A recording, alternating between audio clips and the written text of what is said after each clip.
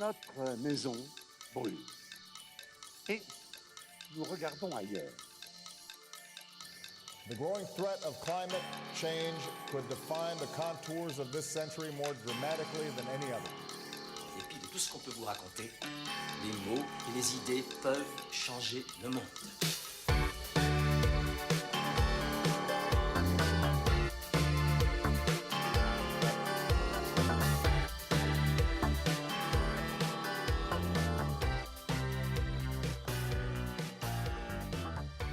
Bonjour et bienvenue à tous dans CLAP, le podcast qui lance l'action. En posant la question à des experts et chercheurs qui travaillent sur le comportement humain, nous essayons de comprendre pourquoi une majorité de personnes sont conscientes du changement climatique, mais ne changent pas pour autant leur comportement. Ce podcast fait partie d'un projet plus complet qui s'appelle Carbone Odyssée. Vous pouvez trouver un lien en description si ça vous intéresse.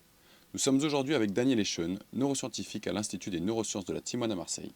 Après des débuts de musicien, tu as décidé de te rediriger vers les neurosciences et de te concentrer sur les liens entre musique et langage. Tu fais de la recherche aujourd'hui en neuropsychologie et en neurosciences. Est-ce que tu peux nous en dire un peu plus sur qu'est-ce que ça veut dire neurosciences et qu'est-ce que tu fais aujourd'hui concrètement et quelle est ta spécialité?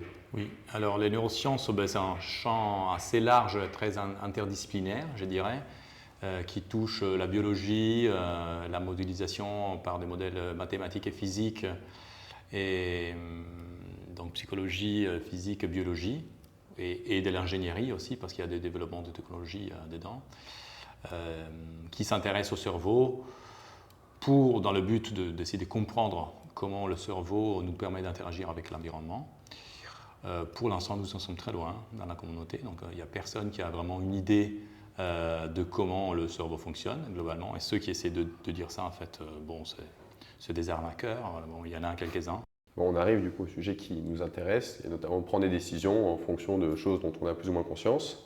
Nous, notre sujet d'étude, c'est essayer de comprendre comment faire changer les comportements, pourquoi les gens ne changent pas surtout leur comportement dans le cadre de la lutte contre le changement climatique.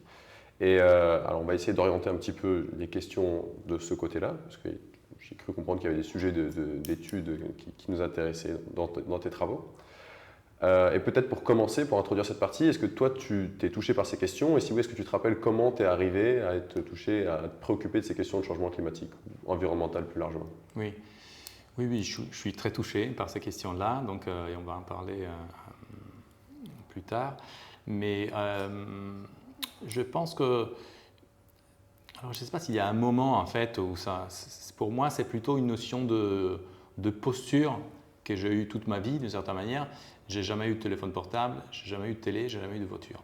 Donc sans doute que ça, depuis toujours, je suis comme je suis et j'ai toujours fait attention à fermer le robinet quand je me brosse les dents. C'était un peu, peut-être pas forcément naturel, mais ça faisait partie de mon éducation. Et une de mes grandes passions, c'est la montagne. Et à la montagne, on a besoin de rien. On a un sac à dos, des chaussures, une gourde. Et la gourde, si on n'a plus d'eau, on la remplit à la rivière. Donc il y a zéro gaspille en fait. Et on ne va jamais rien gaspiller à la montagne. Donc, moi, je suis montagnard, on fait toujours attention à n'importe quelle miette, qu'elle tombe, on la mange. Donc c'est aussi une manière de vivre en fait, d'être dans le monde. Mais au niveau professionnel, ça m'a embêté comment le système de la recherche s'était transformé. Et s'était transformé sur un modèle de croissance en fait, économique, qui est le même modèle, lui, qui nous amène à la crise écologique. Et là, je me suis rendu compte en fait que dans ma tête, j'avais choisi un métier, je pensais aussi d'être dans une espèce de bulle où j'étais à l'abri. Okay. Dire oui, le monde de la recherche, en fait, on est meilleur que le reste de la société. Et en fait, je me suis rendu compte très naïvement, dire mais en fait, c'est exactement pareil. Le système de la recherche a exactement les mêmes problèmes, on peut le lister un par un, qu'on a dans la société et qui nous ont porté, qui nous portent un peu droit dans le mur. Sur ce modèle de croissance, et donc dans la recherche, on a commencé à voir apparaître les labels d'excellence, et celui qui était le chercheur reconnu, ce n'était pas celui qui avait fait des découvertes importantes, mais c'était celui qui avait beaucoup d'argent, c'était celui qui publiait beaucoup, et tout ce modèle-là, ça commençait à m'agacer de plus en plus. Et c'est à ce moment-là où, je pense en 2015-2016, j'ai commencé à vraiment avoir une réflexion beaucoup plus profonde et passer du temps. Et j'ai commencé à proposer des séminaires aussi dans mon entourage à mes collègues qui étaient un peu surpris d'ailleurs du sujet du séminaire sur les échelles de la science, comment la science a changé, pour que les chercheurs prennent conscience aussi du fait que justement on n'est pas dans une bulle et on fait partie de la société et qu'il faut qu'on change nous aussi nos habitudes, d'autant plus qu'il y a une notion de responsabilité pour moi d'être scientifique. C'est-à-dire que le scientifique, il a un devoir vis-à-vis de la société qui est de dire, nous on comprend les équations, on comprend les systèmes complexes, on comprend les courbes, les graphiques, on sait très bien, on fait des modèles, des prédictions, on fait ça du matin au soir pour pouvoir prédire. En fait, la science, c'est la modélisation, le modèle permet de prédire. Donc on comprend très bien en fait, quelle est la situation et les collègues en fait, qui font les prédictions, les climatologues, en fait, voilà, c'est justement nos collègues qui sont à la porte à côté. Quoi. Donc on a confiance en eux comme on a confiance en nous-mêmes. Et donc on a une certaine notion de responsabilité aussi vis-à-vis de la société qui a confiance pour l'instant, a confiance en les chercheurs en fait. Et je n'avais pas envie de perdre cette confiance-là. Donc je me suis dit, il faut que je bouge, il faut que je fasse quelque chose pour changer, déjà essayer de changer les choses là où je suis. Donc où je suis dans la recherche et il faut que j'arrive à changer ça ici. Et entre autres parce que si je n'arrive pas à changer les habitudes des chercheurs, qui ont notamment une compréhension assez relativement, c'est pas une compréhension simple, mais enfin, en tout cas pour les chercheurs, c'est assez simple de comprendre ce que c'est la crise écologique et quelles sont les causes. Et si on n'arrive pas à les convaincre eux, on ne pourra pas convaincre le reste de la population qui a beaucoup moins d'outils, on va dire mathématiques ou logico-mathématiques ou scientifiques pour comprendre un discours qui pourrait être tenu par un climatologue ou un océanographe. Mais ce qui m'a surpris le plus, c'était effectivement ce côté de dire, mais mince, en fait, le monde académique, c'est exactement comme la société. Donc toutes les choses que j'avais déjà vues, que je pouvais critiquer, voir sur le modèle économique, le modèle ultralibéral, l'individualisme, et tous ces facteurs-là, en fait, ils sont petit à petit, ils sont rentrés en fait, dans le monde de la recherche, qui a eu une certaine résistance avant de se faire envahir, on va dire, par ses idées, par ses usages, mais qui a finalement cédé. Et qui a cédé, je dirais, je ne sais pas, il y a 20 ans, il y a 10 ans, il y a eu un gros changement, vraiment radical, en tout cas en France. Okay. Et donc, qu'est-ce que tu fais par rapport à ça? Qu'est-ce que je fais par rapport à ça? Par rapport à ça, justement, je commençais d'une manière toute simple à discuter avec les collègues, préparer des présentations, et après, je me suis dit, tout seul, de toute manière, on ne fait rien dans la vie. Il faut être 2, 3, 1000, des millions si possible. Et donc, on a commencé à discuter avec des gens qui avaient la même sensibilité que moi pour construire des collectifs. Il y a des collectifs qui sont construits en France. Un des premiers, c'est le Labo 1.5, qui est un collectif national. On sait déjà que désormais 1.5, c'est 1.5 degrés. Hein, donc, l'idée, c'était de limiter le réchauffement climatique à 1.5. Ça, c'est foutu. On le sait. Mais ce n'est pas grave. Si on peut le limiter à 2, ça sera toujours très bien. 1.6 avant 2. Exactement. Chaque petit dixième de degré compte. Et donc, il y a des collectifs de ce type-là qui sont formés un peu partout. Et donc, je les ai rejoints.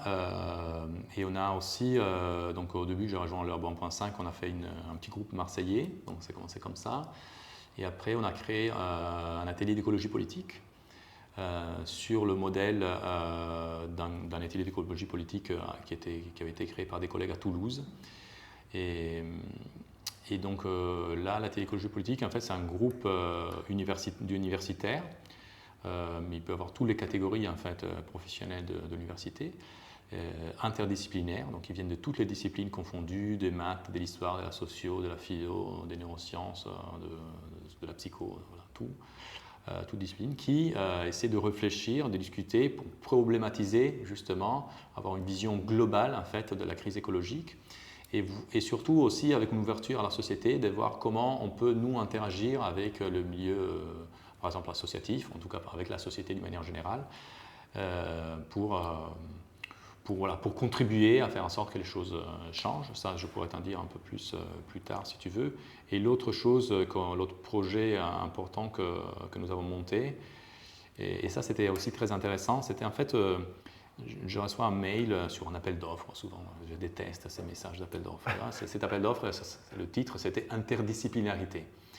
Et donc le mot, ça m'a parlé, et je me dis, mais tiens, mais là, il y aura peut-être un truc complètement délirant de faire, essayer de détourner cet argent qui est donné par Amidex, qui est la fondation Amidex, donc, qui est la fondation Excellence scientifique de Marseille, donc, qui finance de nombreux projets scientifiques. Et je me dis, peut-être c'est une manière d'utiliser cet argent pour poser des questions qui sont vraiment très différentes. Et j'ai envoyé un mail, en fait, rapidement à une trentaine de collègues, mais vraiment comme ça, en disant, mais est-ce que ça vous dit, en fait, qu'on fasse un truc sur les neurosciences et l'anthropocène? Quelle neuroscience peut-on faire à l'ère de l'anthropocène? Et en fait, sur le 10 heures qui ont suivi, tout le monde m'a répondu présent.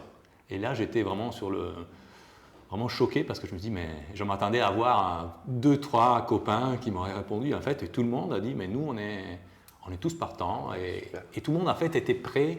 Donc, bien sûr que j'ai biaisé mon échantillon parce que je n'ai pas écrit à n'importe qui. Oui. J'ai choisi, bien sûr. Mais ça m'a quand même donné beaucoup de courage, en fait. Et donc, on a monté ce projet qui s'appelle UNITE, qui est un acronyme pour la version anglaise de Quelle neuroscience à l'ère de l'anthropocène. Et dans lequel, du coup, on est un peu plus focusé, en fait, sur l'aspect neurosciences. Donc, alors, la Techopole, c'est très, très large. C'est vraiment les neurosciences, c'est interdisciplinaire aussi, mais là, c'est vraiment toutes les matières confondues au niveau de l'université. Et là, c'est les laboratoires des neurosciences. Il y a 9 laboratoires de neurosciences à Marseille et tous les laboratoires sont représentés, en fait. On a des représentants, plusieurs personnes qui participent avec l'objectif, en fait, essayer de changer un peu. En fait, il y a trois piliers, on va dire, de ce projet. Le premier, c'est voir est-ce que les neurosciences peuvent contribuer à la compréhension de comment nous en sommes arrivés là.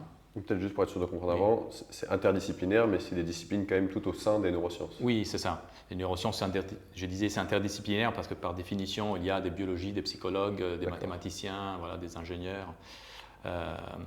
Et donc, d'une certaine manière, les neurosciences peuvent éventuellement nous aider à mieux comprendre pourquoi, en fait, nous en sommes arrivés là. Je suis un peu sceptique par rapport à ça. Si tu veux, on en parlera plus longuement. Avec plaisir. Et le deuxième point, c'est celui qui nous intéresse le plus, c'est d'étudier, du coup, avec un regard sociologique, la communauté des neuroscientifiques. Donc là, on a embauché en fait, un postdoctorant qui va travailler là-dessus, qui va faire des entretiens avec des chercheurs, des postdocs, des doctorants, pour essayer de comprendre quels sont les freins en fait, à l'intérieur de la communauté vis-à-vis du changement des pratiques des neurosciences, qui sont par ailleurs des sciences qui sont très gourmandes, très énergivores, parce qu'on utilise des machines qui ont de l'hélium ou des machines qui coûtent extrêmement cher, qui pèsent des tonnes, qui ont des matériaux extrêmement coûteux. Et on fait des calculs d'intelligence artificielle qui sont de plus en plus énergivores. Et le troisième volet, qui est un volet qui est très, très pratique, qui est plutôt Labo 1.5, voir quelles sont, en pratique, quelles sont les choses qu'on peut faire au niveau des laboratoires pour essayer de changer un peu de l'intérieur les habitudes. Donc, par exemple, j'ai vu dans ta signature de mail, je fais partie des chercheurs qui ne prennent plus l'avion. Qui ne prennent plus l'avion. Voilà, moi, ça fait depuis 2017 que je n'ai plus volé. Et donc, voilà, ça, c'est aussi par exemple, mettre des quotas carbone, en fait, que chaque individu pourrait avoir. Donc, après, on peut troquer le quota pour partir à New York, parce que bien évidemment qu'il faut aussi que la recherche avance.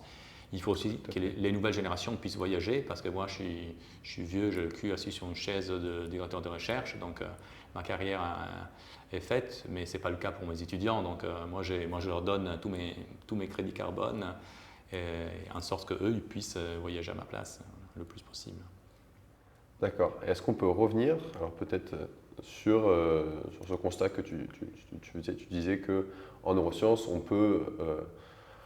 certaines personnes arrivent à la conclusion en étudiant notre cerveau que notre cerveau est câblé pour arriver à cet état dans lequel on est du monde. Notamment, j'avais vu au fond quelque part sur le site internet que quelqu'un avait étudié le constat qui est fait dans un BD Le Monde sans fin, dans lequel à la fin on arrive sur notre cerveau est fait pour accumuler toujours plus de ressources et est-ce que tu peux aller un peu plus loin et développer là-dessus? Maudit Sébastien Boller, qui a écrit ce bouquin sur le bug humain. Oui.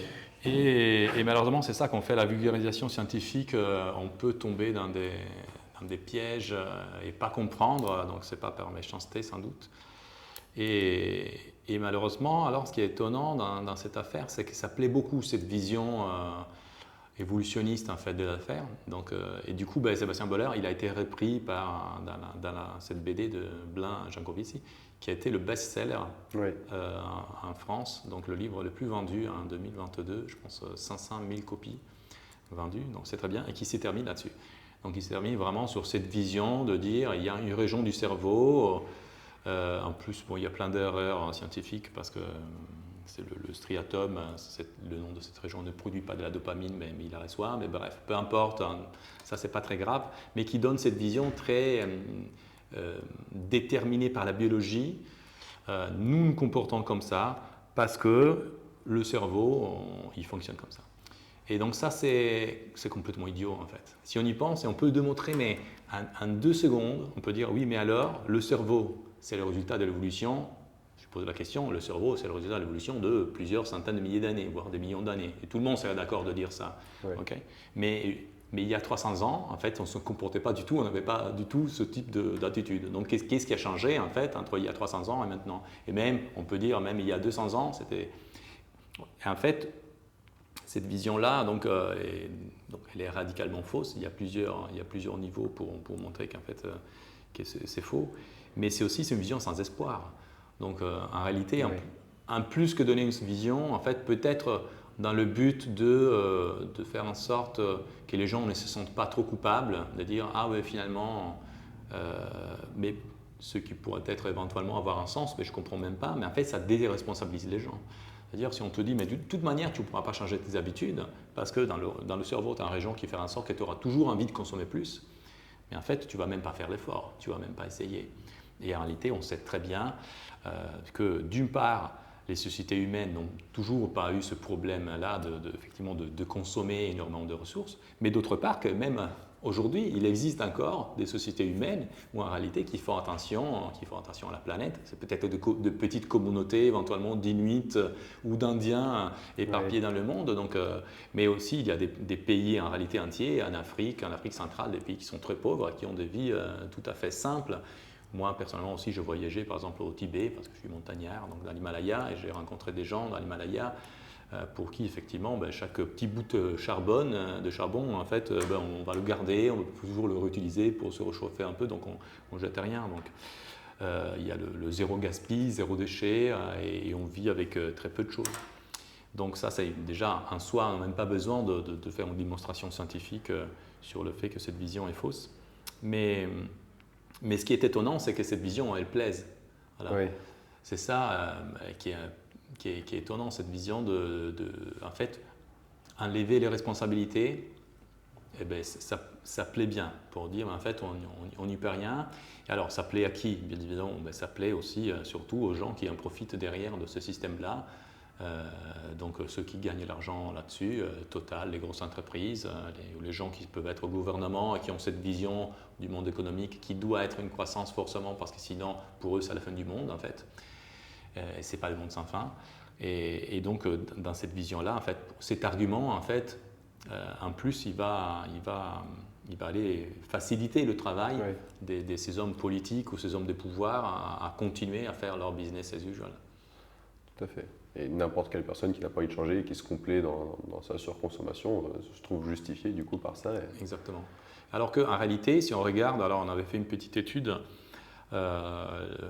cette année en fait, avec une étudiante qui était venue d'Allemagne, Amélie Conrad, et avec un collègue Manuel Mercier, pour se poser la question, mais est-ce que du coup les scientifiques, quel est le regard des scientifiques vis-à-vis de cette question-là? Et donc on a fait une recherche on appelle ça une espèce de méta-analyse en réalité, donc on a pris plein d'articles et on a regardé en sous-ensemble, parce qu'il y en avait beaucoup trop, de ces articles, quelle est la vision en fait des scientifiques sur effectivement ce qu'on appelle les biais cognitifs d'une certaine manière, donc ces biais qui font qu'on n'a pas envie de changer de comportement. Et donc est-ce que c'était une vision évolutionniste comme celle qui est vendue par Sébastien Boller et la BD Les Mondes sans fin.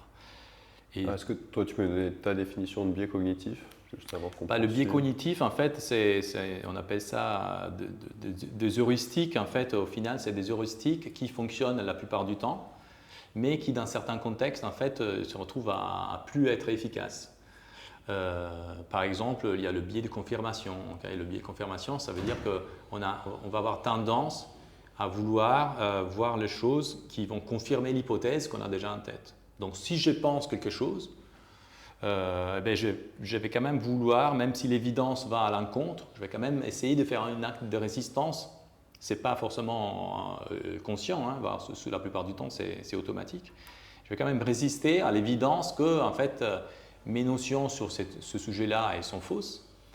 Et donc je vais résister et je vais confirmer en fait. Voilà. Donc ça, le biais de confirmation, c'est par exemple vis-à-vis du climat, on pourrait imaginer que non, que forcément, parce que le monde se base sur, nos sociétés sont structurées sur des modèles économiques d'un certain type, en fait, il faut absolument qu'on continue à aller sur ce modèle économique parce que si on change de modèle, ça peut être très dangereux et donc toute autre possibilité, en fait, elle est écartée. Donc je vais juste confirmer, je vais juste voir ce que j'ai envie de voir globalement. Donc voilà, et des biais cognitifs, il y en a un grand nombre. Il y a le biais de statu quo aussi, par exemple, qui fait qu'on n'a pas envie de changer les choses. Il y en a plusieurs.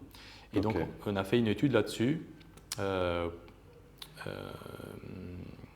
justement pour essayer de voir est-ce qu'il y a cette idée que ces biais cognitifs, ils sont liés à l'évolution, et donc ils sont biologiques, entre guillemets, ou alors où est-ce qu'ils sont appris, ou est-ce qu'ils sont reliés à des limites, du coup, c'est un peu intermédiaire, des limites du système cognitif. En fait, à l'origine, les biais cognitifs, ils ont été décrits comme ça. C'est une limite du système, en fait. Et le système n'est plus très efficace. Mais cette limite, en fait, elle n'est pas figée. Elle est contextuelle. C'est ça que les gens n'avaient pas compris et c'est ça que Buller n'a pas compris. Et du coup, en fait, bien sûr, on a une limite de système. On fait des erreurs, on fait des erreurs de logique. Donc il y a un problème. Mais le gros problème d'interprétation, c'est de dire ce problème, en fait, il est relié à une structure. À ce moment-là, cette structure, c'est le cérébral, c'est le résultat d'une évolution de millions d'années. Donc, on a peu de chances d'arriver à la changer. Ou alors, c'est relié à l'apprentissage. Et donc, c'est plutôt ça, en fait, que la communauté en fait, voit dans le scientifique, en tout cas dans les biais cognitifs.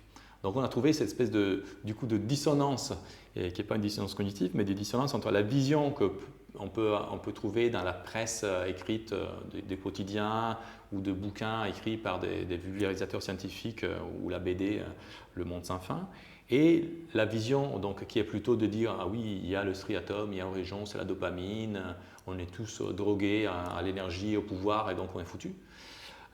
Et la vision en fait plutôt des scientifiques qui disent non mais en fait ces limites en fait elles sont contextuelles et on a la possibilité de les changer.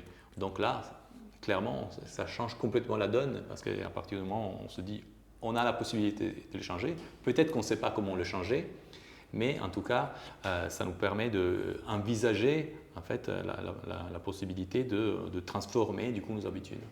Ok. Et est-ce qu'on a déjà des éléments pour comment changer ses habitudes? Est-ce que cette méta-analyse est allée un peu plus loin et sur savoir ce qu'il faudrait faire? Alors, on a des éléments, et des éléments, il y en a beaucoup, mais en fait, pour moi, la problématique en fait, aussi du biais cognitif en fait, est une problématique qui est globalement un peu un cas particulier. Ça explique une toute petite partie en fait, de la crise écologique, parce que ça concerne le comportement des individus. Alors, est-ce qu'on peut revenir sur le premier point, et qui est d'essayer de comprendre le rôle que pourrait avoir la neuropsychologie dans la compréhension de la crise dans laquelle on est aujourd'hui? Oui. Tu peux en dire un peu plus là-dessus? Est-ce qu'il y a des résultats déjà ou... Alors c'est assez intéressant. Peut-être pour toi, ça va être un peu décevant. Mais si je devais faire un bref, je dirais est-ce que les neurosciences peuvent contribuer à la compréhension de la crise écologique? La réponse, ce serait non. Okay. Après, on peut bien sûr problématiser un peu plus, mais Mais c'est déjà important en fait d'arriver à, même si la réponse est négative, hein, c'est déjà quelque chose. C'est quand même un résultat. C'est quand même déjà un résultat. Et alors, il y a plusieurs éléments par rapport à ma position, qui n'est pas forcément la position de tous les chercheurs, mais d'une certaine manière, d'une part, le risque, c'est en gros, dès qu'on met le côté biologique, c'est qu'on revienne du coup à l'interprétation biologique et donc évolutionniste de biais cognitifs, parce qu'on peut étudier les biais cognitifs, comment ils sont implémentés dans le cerveau. Qu'est-ce qui se passe, pourquoi tel biais, pourquoi je n'ai pas envie de changer mes habitudes. Qu'est-ce qui se passe dans mon cerveau lorsque tu me forces à changer mes habitudes. Oui. Qu'est-ce qui se passe dans mon cerveau lorsque tu vas à l'encontre de mon hypothèse, en fait, donc je ne peux plus confirmer mon hypothèse, tu me mets un échec et je dois effectivement… Voilà. Mais en réalité, la vision biologisante, en fait, biologique de ça, peut être reprise, malheureusement on l'a vu, hein, et donc c'est un peu dangereux. Et en vrai, ça ne nous apprend pas grand-chose de se dire, mais en fait, ce type de comportement est lié à tel ou tel autre réseau. Ça ne change pas grand-chose par rapport au fait qu'on puisse le changer ou pas, ce comportement. Donc c'est peut-être plus intéressant, si on s'intéresse à ça, à avoir un regard plutôt de psychologie cognitive et dire, OK, les personnes, ils ont effectivement du mal à changer de comportement. Quels sont les contextes dans lesquels on peut favoriser le changement de comportement? Et par exemple, et donc là, c'est plutôt la psychologie sociale qui va dire, ah oui, mais en réalité, si tu mets 8 personnes autour d'une table à discuter, tu as plus de chances que la personne change d'avis plutôt que si tu discutes tout seul avec elle. Okay? Parce qu'il y a aussi d'autres personnes et après il y a un processus démocratique qui se met en place, etc. Et ça aura peut-être plus d'impact que si tu lui envoies juste une lettre par la poste pour lui dire il faudrait que tu arrêtes de consommer telle énergie. Voilà. Donc pour ça, les neurosciences, ce côté-là, ils n'ont pas énormément de choses à apporter. Donc sur la compréhension du comportement humain, je pense que les psychologues sont bien mieux placés et c'est surtout le psychosocial qui est bien mieux placé que les neuroscientifiques. Et après, c'est plutôt le regard de sociologues, d'anthropologues, politologues, en fait, qui peut avoir un impact du coup à l'échelle de la société. Et alors, peut-être c'est intéressant ce que tu commences à amener comme élément de réponse.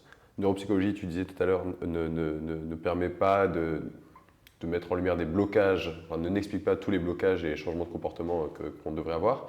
Est-ce que les résultats de recherche de neuropsychologie permettrait, de neurosciences en général, est-ce qu'on pourrait trouver des conseils à donner aux acteurs de la transition? Si je veux changer des personnes qui sont autour de moi, est-ce que la neuroscience aurait des éléments à apporter? Personnellement, je ne suis pas sûr que la neuroscience aurait beaucoup d'éléments à apporter. Je pense que les éléments, ils sont vraiment apportés par les psychologues et par les sociologues. Psychologie sociale, peut-être un peu de psychocognitive. Mais le fait de savoir comment ça se passe dans le cerveau, en fait, pour l'instant, alors ça se trouve, je me trompe complètement. Hein. C'est très intéressant parce qu'il y a quand même beaucoup de personnes qui travaillent dans les neurosciences qui justement disent que comme ça fonctionne comme ça, eh ben, on est calé pour ça. Donc c'est intéressant d'avoir l'autre point de vue. Oui, mais je pense, ouais, voilà, encore une fois, les neurosciences vont juste pouvoir expliquer l'implémentation du mécanisme, parce qu'au final, c'est ça. Les neurosciences cognitives, parce qu'après, on ne s'intéresse pas non plus à la synapse, hein, parce qu'à ce niveau-là, c'est les neurosciences qui s'intéressent au comportement, donc entre autres la neuropsychologie et les neurosciences cognitives, vont pouvoir donner une description de l'implémentation en fait, au niveau cérébral d'un certain type de comportement. Mais en fait, c'est rare qu'elle puisse apporter une aide à comment changer ce comportement. En fait. Cet aspect-là, par exemple, ça sera plutôt, si on a un trouble du langage, ça sera plutôt l'orthophoniste en fait, qui va agir sur le trouble du langage. Ce ne sera pas forcément le neurologue. Le neurologue, il va éventuellement poser le diagnostic d'un trouble du langage. Et le neuropsychologue, il va aussi poser son diagnostic pour faire des tests. Mais après, le type d'intervention sera posé essentiellement par l'orthophonie. Après, l'orthophonie va pouvoir se baser sur certaines recherches des neurosciences qui pourraient éventuellement lui dire « Ah, ok, il y a cet aspect-là pourrait fonctionner parce qu'il y a ces substrats cérébraux. » Mais globalement, franchement, je pense que l'apport est tout petit. Et sur les discussions que nous avons eues en fait sur ces questions-là, en fait, la plupart de notre communauté en fait était plutôt d'accord de dire que les neurosciences ne peuvent pas apporter énormément de choses. Et c'est d'ailleurs la raison pour laquelle on a décidé de ne pas investir, dire on va faire des études en IRM pour comprendre pourquoi tu n'es pas prêt à changer le comportement en fonction de, je ne sais pas, avec un paramètre temporel, si tu as une récompense tout de suite ou si tu l'as dans 10 ans, parce que voilà, il y a des problématiques. Parce qu'on s'est dit, en fait, on sait déjà que les gens, s'ils ont une récompense immédiate, ils sont prêts à agir, plus que si on leur dit, dans 10 ans, je te donne des bonbons. Tu peux essayer avec un enfant et dire, voilà, tu fais ça et tu as un bonbon tout de suite, ou tu fais ça et tu as 10 bonbons dans 10 ans. Mais personne ne va vouloir les 10 bonbons dans 10 ans, même s'il y en a 10. Voilà, même s'il y en a 1000, on peut dire, 10 ans, c'est tellement loin, je m'en fous, je prends le bonbon et salut. Voilà. Et nous, on est des grands enfants. Ouais. Donc, mais ça, les neurosciences n'ont pas forcément grand-chose à nous expliquer, parce que ce sont aussi des phénomènes extrêmement complexes. Et en fait, c'est des comportements complexes, donc ces biais dont je parlais tout à l'heure, de confirmation, par exemple, le confirmation bias. Donc là, le fait qu'on va toujours préférer de confirmer l'hypothèse. Mais en fait, c'est extrêmement complexe déjà, faire une hypothèse. En fait, comment ça se fait une hypothèse dans le cerveau, ça on n'en sait rien. Et comment on va préférer notre hypothèse là-dessus, c'est extrêmement compliqué. Et du coup, les modèles qu'on risque d'adopter, c'est des modèles qui sont beaucoup plus simplistes. Et par exemple, le modèle qui a été adopté par Böhler, c'était le modèle des addictions, en fait, qui est un peu celui des Jancovici aussi, de dire, bon, nous sommes addicts aux énergies. Oui. Et donc, il a dû se dire, c'est qui parle d'addiction? C'est la dopamine, ces molécules comme ça, parce qu'effectivement, sur certains, le circuit dopaminergique est impliqué pour les consommateurs de cocaïne, d'alcool, sur les différents types d'addiction, le sexe, etc. Mais en fait, ça nous amène à une vision qui est extrêmement restreinte en fait, du phénomène. Et en tout cas, ça ne nous donne pas d'outils c'est ça qu'on veut. particulièrement intéressants pour aller intervenir là-dessus. C'est mon point de vue. Ok. Merci beaucoup Daniele, merci pour le temps que tu nous as consacré et j'espère à bientôt.